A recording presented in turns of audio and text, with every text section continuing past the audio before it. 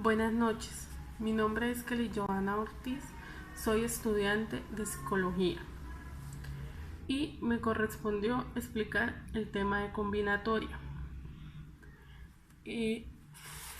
La combinatoria es la parte de las matemáticas donde se estudia las diversas agrupaciones con elementos de un conjunto donde se calcula su número. Esta puede realizarse con determinados objetos y se denomina combinatoria. Además, los problemas combinatorios se pueden clasificar en problemas combinatorios simples, los cuales se pueden resolver mediante una sola operación combinatoria, y los problemas combinatorios compuestos, los cuales se pueden resolver aplicando más de una operación combinatoria. Generales de la combinatoria. En la matemática discreta existen problemas que se pueden resolver determinadas fórmulas, pero en la mayoría se pueden resolver mediante los principios generales, donde acá tenemos el principio aditivo o regla suma, la cual es la combinación que se puede hacer con todas las clases de elementos de un conjunto. Es igual a la suma de las combinaciones de cada una de las clases. Y el principio multiplicativo o regla del producto es el principio que se afirma que si dos cosas ocurren una después de la otra, el número total de las formas en que pueden ocurrir ambas se obtiene multiplicando el número de formas de la primera por el número de las formas de la segunda. También tenemos las combinaciones con repetición. Se llama de esta manera ya que el elemento tomado de las maneras a todas las posibles ordenaciones de los elementos en los cuales se admite la repetición, y esta se puede calcular mediante la siguiente fórmula, donde n es la cantidad de los elementos del conjunto y p es la cantidad de elementos que hay en cada muestra. También podemos observar las combinaciones sin repetición o combinaciones ordinarias. De los elementos tomados son los distintos grupos de un elemento que se pueden hacer con los elementos que tenemos de forma que dos grupos se diferencien en algún momento y no en la orden de la colocación. Y esta se puede calcular de la siguiente fórmula, donde n es la cantidad del elemento del conjunto y p es la cantidad del elemento que hay en cada muestra. Cordial saludo, tutor. Mi nombre es Yarit Andreina Orozco Carrillo. Me encuentro cursando segundo semestre de Psicología Virtual y a continuación voy a exponer sobre el tema que me correspondió: espacio muestral y eventos probabilísticos. Se le llama así al conjunto de todos los resultados posibles a un experimento aleatorio. Este se denota como S. Ejemplo, los resultados posibles del lanzamiento de un dado y los resultados posibles al lanzamiento de una moneda. Estos se clasifican en espacio muestral discreto y espacio muestral continuo. El discreto son espacios cuyos elementos resultan de hacer conteos, siendo por lo general subconjuntos de los números enteros. Y el continuo son espacios cuyos elementos resultan de hacer mediciones, siendo por lo general intervalos en el conjunto de los números reales. Eventos probabilísticos. Es un subconjunto del espacio muestral de un experimento aleatorio. Los experimentos normalmente se denotan con las letras mayúsculas y tienen la característica de ser subconjuntos de S. Estos eventos son: evento seguro. Es cuando se tiene el 100% de probabilidad de que ocurra. Ejemplo, el agua a presión normal y limpia hervirá a los 100 grados. Evento imposible. es aquel que no tiene un posible resultado. Ejemplo, al tirar un dado, obtener una puntuación igual a 7. Evento compatible. Dos eventos A y B son compatibles cuando tienen algún evento elemental común. Ejemplo, si A es sacar puntuación par al tirar un dado y B es obtener múltiplo de 3. A y B son compatibles porque el 6 es un evento elemental común. Evento incompatible. Dos eventos A y B son incompatibles cuando no tienen ningún elemento en común. Ejemplo, si A es sacar una puntuación par al tirar un dado y B es obtener múltiplo de 5. A y B son incompatibles. Eventos independientes. Dos eventos A y B son independientes cuando la probabilidad de que suceda no se ve afectada porque haya sido o no de B. Ejemplo, al lanzar dos dados los resultados son independientes. Eventos dependientes. Dos eventos A y B son dependientes cuando la probabilidad de que suceda A se ve afectada porque haya sucedido o no B. Ejemplo, extraer dos cartas de una baraja sin reposición. Son eventos dependientes. Evento contrario. Cuando A es otro evento que se realiza cuando no se realiza A. Ejemplo, son eventos contrarios sacar par e impar al lanzar un dado. Se clasifican en evento simple, siendo aquel que tiene un solo punto muestral, y evento compuesto, siendo aquel que tiene dos o más puntos muestrales, donde el punto muestral es cada uno de los resultados posibles de un experimento aleatorio, representándose al número de puntos muestrales por S. Ejemplo, el lanzamiento de una moneda. Lanzar una moneda 3 veces. Espacio muestral. El evento es seguro. Evento simple. Que salgan 3 sellos. Evento compuesto. Que salgan al menos 2 sellos.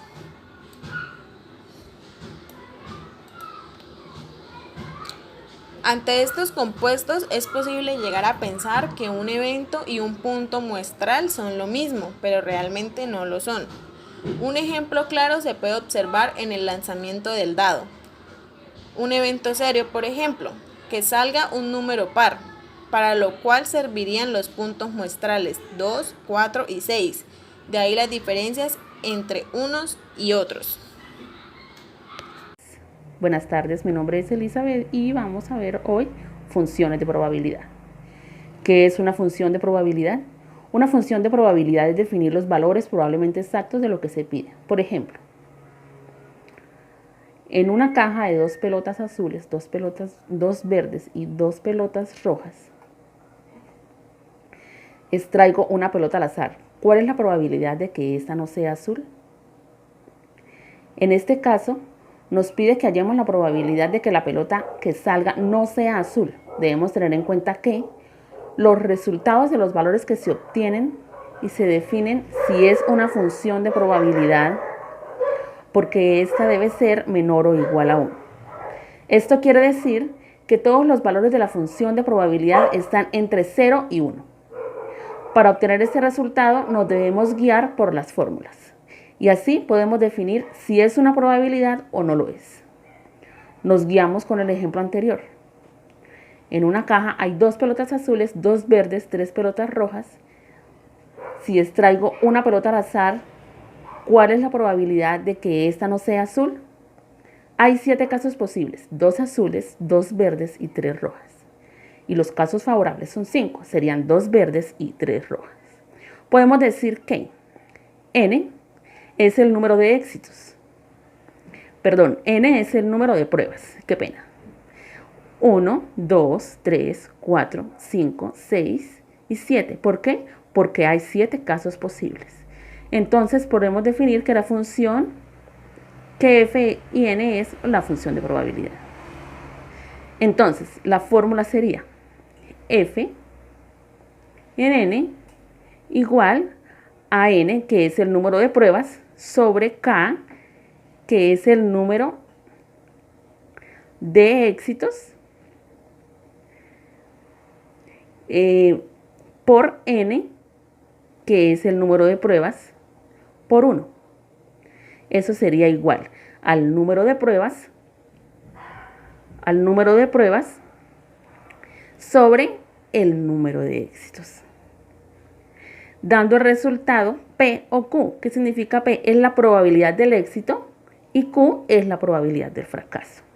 Entonces, en este caso teníamos F en 1 igual, entonces sería 1 sobre 7, que es el número de éxitos, por 1,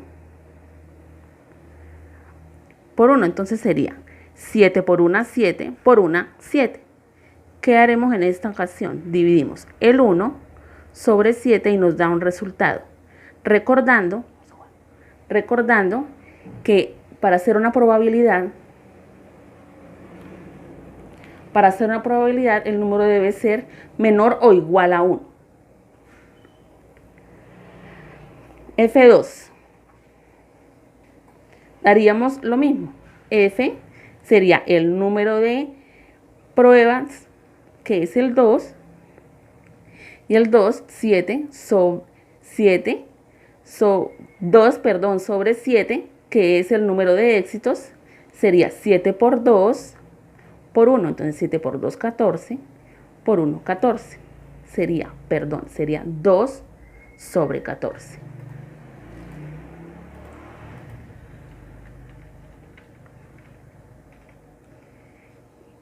Dividiríamos 2 sobre 14, que nos da 0,71. Y así lo haríamos sucesivamente. Con el 4, el 5 y el 6. Por ejemplo, hagamos el del 6. F en 6 sería igual a 6, que es el número de pruebas, sobre 7, que es el número de éxitos, por 6, sería 7 por 6, 42, por 1, sería 7 por 6, 42, por 1, 42. Sería 6 dividido en 42, sería 0.42. Esto lo podemos decir que es una función de probabilidad. Bueno, muchísimas gracias, que tengan un buen día. Es la probabilidad del fracaso.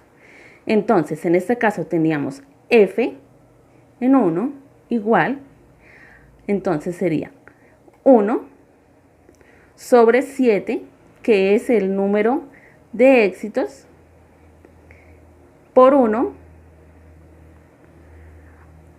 entonces sería 7 por 1, 7, por 1, 7. ¿Qué haremos en esta ocasión? Dividimos el 1 sobre 7 y nos da un resultado. Recordando que para hacer una probabilidad, el número debe ser menor o igual a 1. F2. Daríamos lo mismo. F sería el número de pruebas, que es el 2, y el 2, 7 sobre 7, que es el número de éxitos, sería 7 por 2 por 1, entonces 7 por 2, 14, por 1, 14. Sería 2 sobre 14.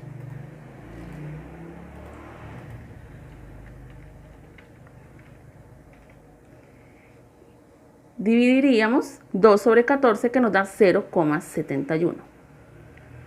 Y así lo haríamos sucesivamente. Con el 4, el 5 y el 6. Por ejemplo, hagamos el del 6. F en 6 sería igual a 6, que es el número de pruebas, sobre 7, que es el número de éxitos, por 6, sería 7 por 6, 42, por 1, sería 7 por 6, 42, por 1, 42. Sería 6 dividido en 42, sería 0.42. Esto lo podemos decir que es una función de probabilidad. Bueno, muchísimas gracias, que tengan un buen día. Buenas noches, mi nombre es Leslie Janil Ortiz Landines, soy estudiante de Psicología de segundo semestre.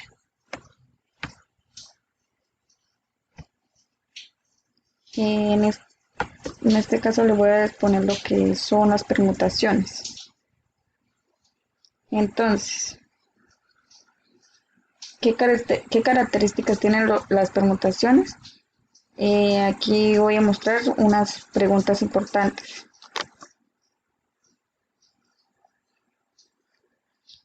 Las permutaciones son diferentes agrupaciones con todos los elementos. P, que significa permutación, y N, que significa elementos.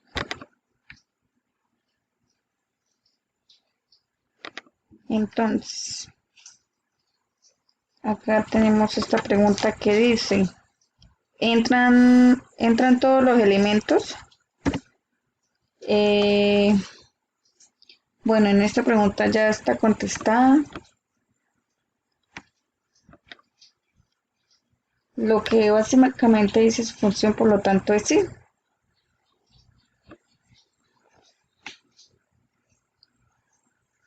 Vamos con la segunda. ¿Le importa el orden? En este caso también es muy importante el orden. ¿Por qué es importante? Bueno, no es lo mismo decir si nos están pidiendo que digamos todos los posibles números que podamos conseguir con 5 cifras, y los números son 1, 2, 3, 4, 5.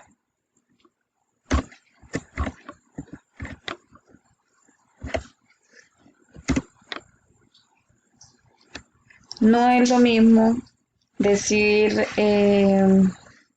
3, 2 y 1. No es lo mismo decir 3, 2 y 1 que 1, 2 y 3.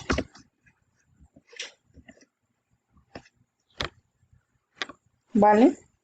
Son los mismos elementos pero con distinto orden. Por lo tanto es muy importante el orden. Consideramos que estos son números diferentes.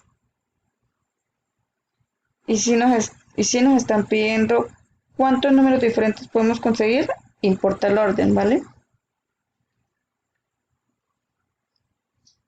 Vamos con la tercera pregunta. ¿Se repiten los elementos? En este caso no, ¿vale? A ver, ¿por qué no se repiten los elementos? 3, 2 y 1. Y, perdón, 321 y 321 no lo queremos dos veces. Con una vez que lo tengamos ya no sirve, ya es suficiente. No es necesario tenerlo dos veces.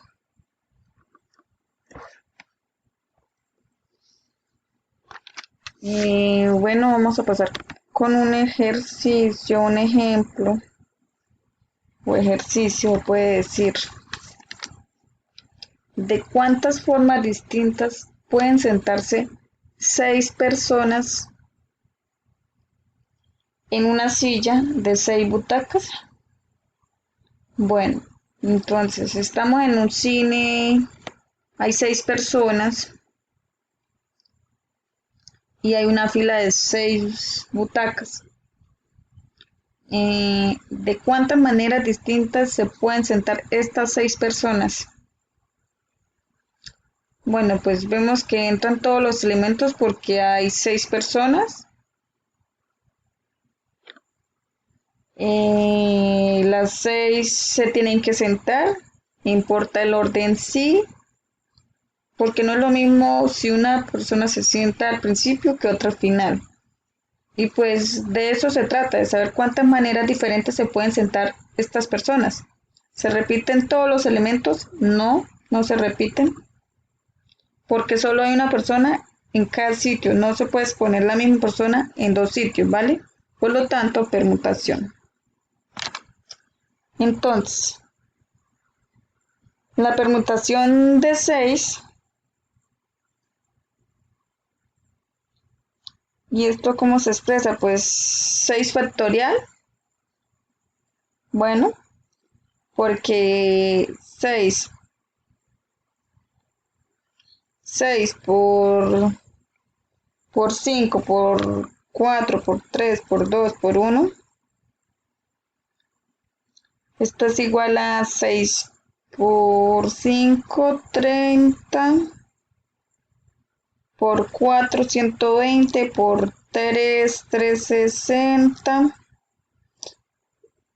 y por 2, 720. Entonces la permutación de 6 es 720. Esto significa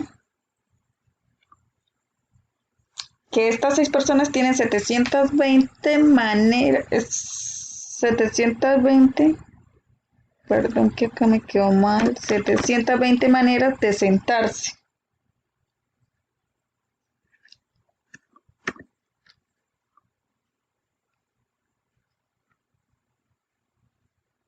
Esto era lo que les quería explicar.